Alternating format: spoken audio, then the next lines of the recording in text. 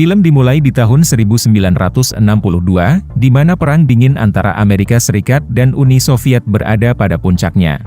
Ada kabar yang tersebar luas di Amerika Serikat kalau Uni Soviet berencana untuk menggunakan senjata yang sangat-sangat mematikan dalam waktu dekat, yaitu bom nuklir. Jadi akibatnya, banyak orang Amerika yang membangun bunker bawah tanah di rumah mereka, salah satunya seorang ilmuwan bernama Kelvin. Setelah bekerja keras selama berbulan-bulan, dia membangun tempat perlindungan yang canggih di bawah tanah rumahnya, di mana bunker ini memiliki semua fasilitas yang dibutuhkan untuk bertahan hidup dari perang nuklir. Suatu hari, Kelvin memutuskan untuk mengadakan pesta di tempat tinggalnya dan mengundang sejumlah rekan kerjanya.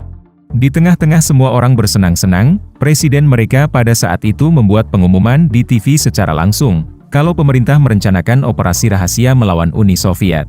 Alhasil Kelvin mulai merasa cemas sama informasi ini, dan dia yakin kalau perang akan segera dimulai. Akibatnya, dia memerintahkan semua tamu untuk pergi dan berlari ke bunker tersembunyi, di mana dia bersembunyi bersama istrinya yang lagi hamil bernama Helen.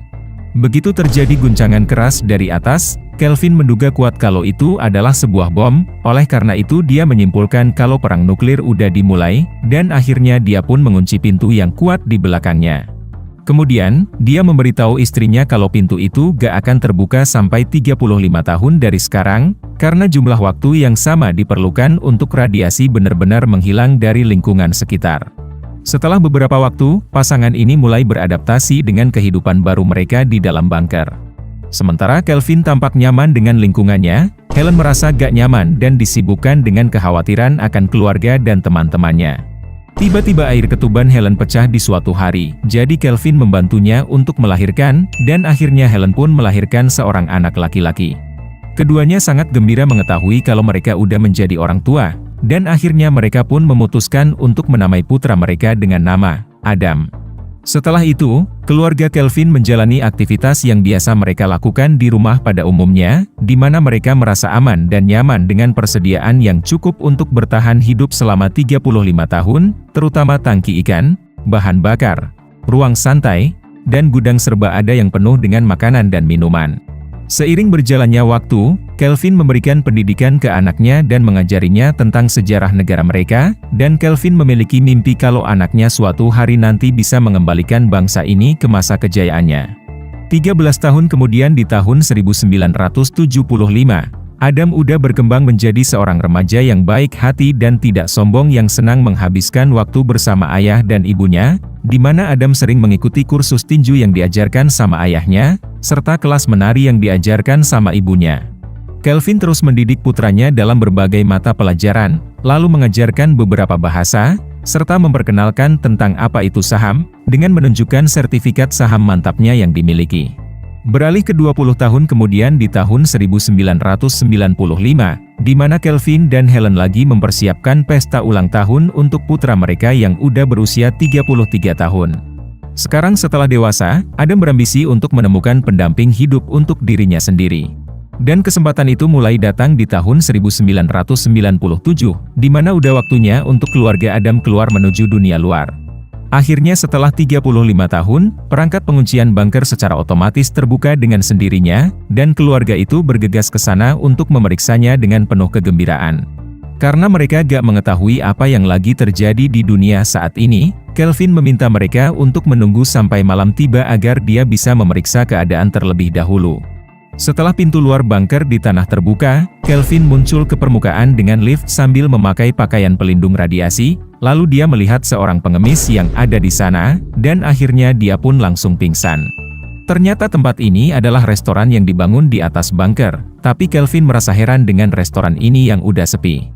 Setelah itu, Kelvin memutuskan untuk kembali ke lingkungan lamanya, dan menemukan kalau lingkungan itu udah mengalami transformasi yang signifikan sejak terakhir kali dia berada di sana. Dia dihadapkan sama orang-orang yang mengacungkan senjata api ke dia, dan bahkan menemukan dirinya berada di sebuah toko secara gak sengaja. Ketika dia mengetahui kalau kondisi lingkungannya semakin memburuk, dia menjadi cemas dan kembali ke bunker. Di meja makan, dia memberitahu keluarganya kalau daerah di atas masih bisa dihuni, namun udah berubah menjadi situasi pasca kiamat yang dihuni sama makhluk yang bermutasi yang disebabkan sama radiasi, jadi mereka gak punya pilihan selain terus hidup di dalam bawah tanah. Tapi Helen yang pada tahap ini, ternyata udah muak tinggal di dalam bunker, sehingga dia memulai perdebatan. Dia bilang kalau dia mau Adam keluar dari bunker ini, dan dia mau Adam melihat langit biru, menyentuh laut, dan melihat pegunungan, tanpa mempedulikan bagaimana situasi dan kondisi yang berada di atas mereka. Kelvin terus menuntut agar mereka tetap berada di bawah tanah, namun di saat dia memperdebatkan hal itu, dia pun mulai mengalami serangan jantung. Jadi Helen meminta Adam untuk keluar dan membeli apapun yang mereka butuhkan untuk 2 tahun ke depan, karena persediaan mereka hampir habis dan Kelvin mulai sakit. Helen memberinya daftar belanjaan, dan bilang ke Adam kalau akan sangat mantap jika dia bisa menemukan seorang wanita yang bukan mutan. Sebelum Adam pergi, Kelvin memperingatkan Adam agar gak masuk ke dalam toko UU, karena toko itu udah terkontaminasi dengan radiasi yang bisa merusak kesehatannya. Setelah beberapa waktu berlalu, mulailah Adam mengumpulkan barang-barangnya, dan akhirnya dia pun keluar dari bunker untuk pertama kalinya. Di permukaan, dia bertemu dengan si pengemis yang sama, tapi dia mulai mengidolakan Kelvin dan lift yang dia dan Adam gunakan untuk keluar, karena si pengemis menganggap mereka sebagai semacam kekuatan yang udah mengintervensi hidupnya untuk mengubah arah takdirnya. Akhirnya, Adam bisa juga melihat langit biru untuk pertama kalinya, dan memberi isyarat ke orang-orang yang dilihatnya untuk pertama kali ketika dia berjalan di jalanan. Dia terkejut melihat seorang wanita dengan kulit warna berbeda daripada kebanyakan orang, namun Adam dengan antusias menyambutnya. Mantap! Adam kemudian naik bus, tapi dia merasa cemas sepanjang waktu, karena dia bisa merasakan bus itu bergerak. Dia berbicara sesuai dengan informasi yang diberikan ke dia, namun tampaknya hal ini gak sesuai dengan kehidupan sehari-hari yang ada saat ini. Semua orang di dalam bus yakin kalau Adam adalah orang sinting gila miring, dan bahkan sang supir menatapnya dengan tatapan aneh. Adam akhirnya sampai di supermarket, di mana dia meluangkan waktunya untuk membaca petunjuk dan memilih produk yang diprioritaskan sama ibunya. Di saat dia pergi untuk membeli daging, tukang daging memberitahu dia kalau jika dia memesan dalam jumlah yang lebih besar, daging akan diantarkan langsung ke rumahnya.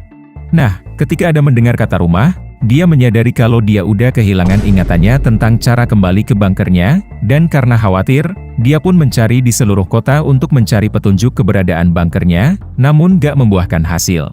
Karena dia hampir kehabisan duit pada saat itu, dia memutuskan untuk mencoba menjual beberapa kartu bisbol antik milik ayahnya di sebuah toko hobi, yang udah dia kumpulkan selama bertahun-tahun.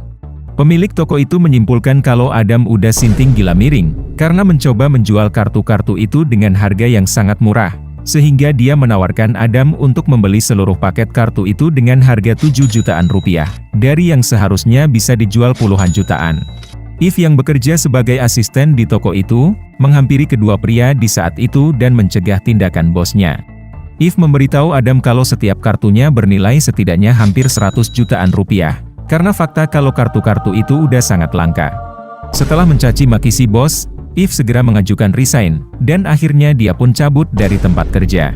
Setelah melihat semua ini, Adam pun terkejut dengan kecantikan dan pesonanya.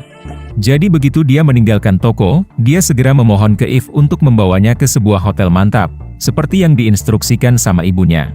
Eve awalnya menolak, namun akhirnya menyerah ketika Adam meyakinkannya kalau dia akan memberikan 2 kartu sebagai gantinya. Adam dan Eve pergi ke hotel mantap segera setelah itu, tapi sebelum Adam bisa bilang apa-apa begitu udah sampai, Eve pun langsung tancap gas kembali ke rumah, karena takut dibujuk yang macem-macem sama Adam. Namun dia kemudian menerima telepon dari Eve keesokan paginya, di mana dia mengundangnya untuk menemuinya di ruang santai. Ternyata dia datang untuk mengembalikan kartunya, karena dia merasa gak enak dan gak melakukannya lebih awal. Setelah mengembalikan kartu itu, dia berusaha untuk pergi, tapi Adam menghentikannya dan menawarkan kesempatan untuk mendapatkan 15 jutaan rupiah seminggu, jika Eve mau membantunya dalam membeli persediaan. Eve menyetujuinya, dan akhirnya mereka berdua pun pergi keluar dan membeli banyak persediaan, di mana Adam ditugaskan untuk memastikan kalau perbekalan itu akan mencukupi untuk setidaknya 2 tahun. Gak lupa juga, dia memohon ke Eve untuk membantunya menemukan istri yang gak memiliki sifat atau kemampuan mutan. Setelah mereka berteman baik, Eve mengajak Adam untuk main ke rumahnya, di mana dia diperkenalkan dengan bestinya yang merupakan teman serumahnya bernama Troy. Karena Troy adalah orang yang kepo, dia bertanya tentang masa kecil Adam, yang kemudian dijawab dia kalau dia berasal dari Alaska dan lagi dalam perjalanan bisnis di lokasi ini. Kemudian, Eve dan Troy memberikan penampilan baru pada Adam, dan bahkan dia diajak bermain olahraga sepatu roda yang ngetren di tahun 90-an ini. Setelah itu, Adam akhirnya memiliki kesempatan untuk melihat lautan untuk pertama kalinya, dan akhirnya dia pun bereaksi dengan gembira ketika dia melompat ke laut dan bersenang-senang.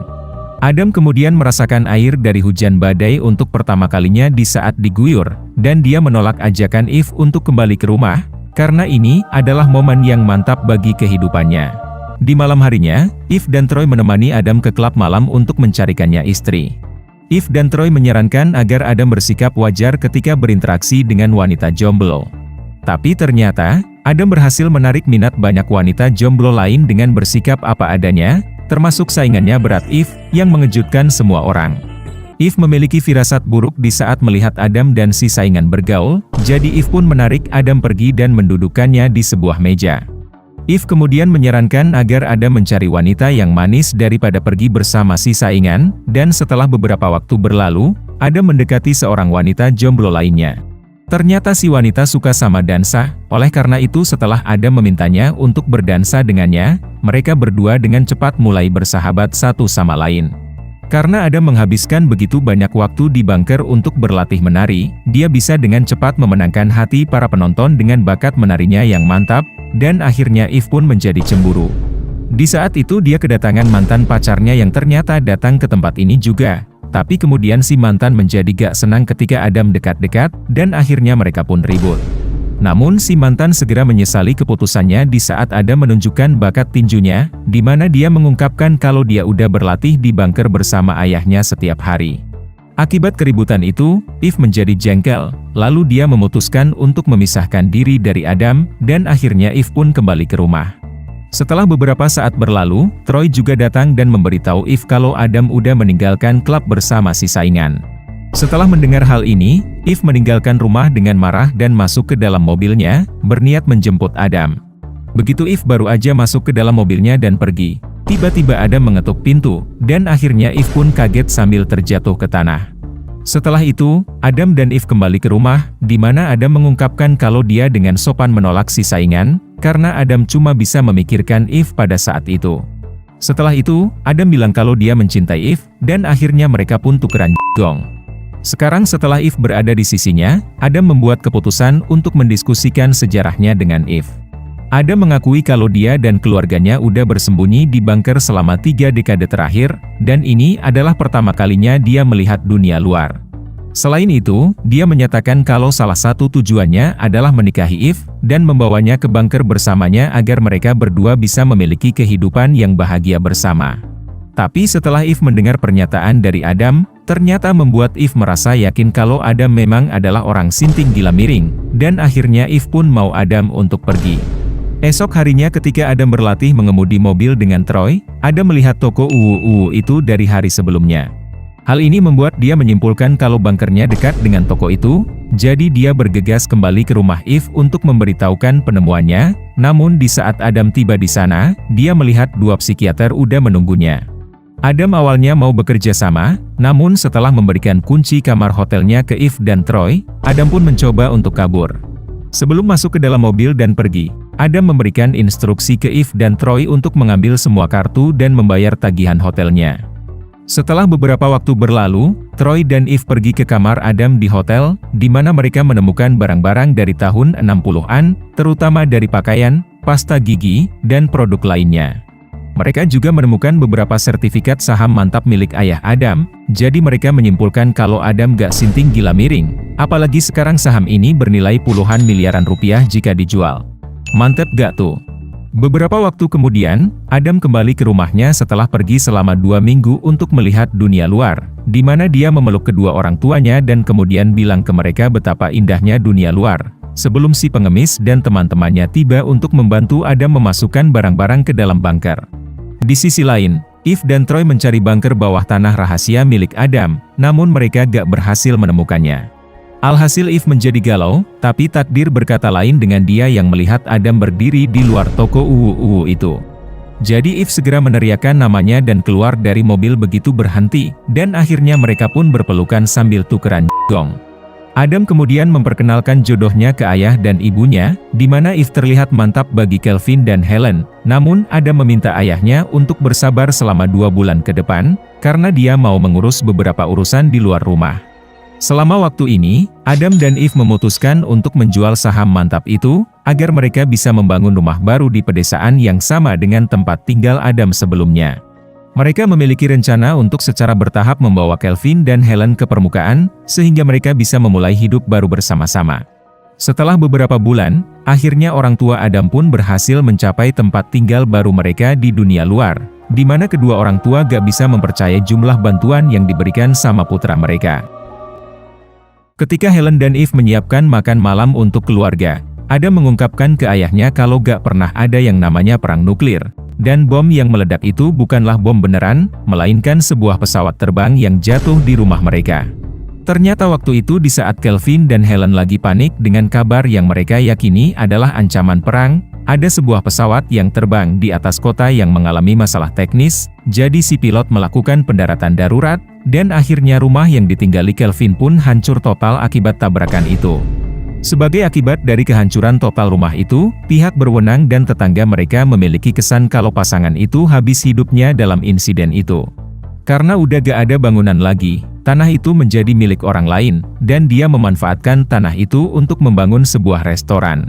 Tapi seiring berjalannya waktu, restoran itu berubah menjadi restoran pizza, lalu berubah menjadi klub malam, sampai tempat usaha itu menjadi bangkrut, dan akhirnya bangunannya pun menjadi terbengkalai. Dulunya si pengemis adalah karyawan dari klub malam, namun karena klubnya udah bangkrut, dia pun menjadi pengemis, sebelum akhirnya bertemu dengan Calvin dan Adam. Sekarang, Uni Soviet itu udah gak ada, karena udah runtuh tanpa ada peperangan, alias gak ada lagi yang namanya perang dingin, dan akhirnya Calvin pun merasa gak percaya. Film diakhiri dengan Calvin yang ternyata lagi bersiap-siap untuk membangun tempat bunker baru, dan akhirnya Eve pun melihat keluar jendela sambil menyentuh-nyentuh cincin pertunangannya. Pastikan untuk klik subscribe, lonceng, dan share ke teman-teman ya. Thank you for watching.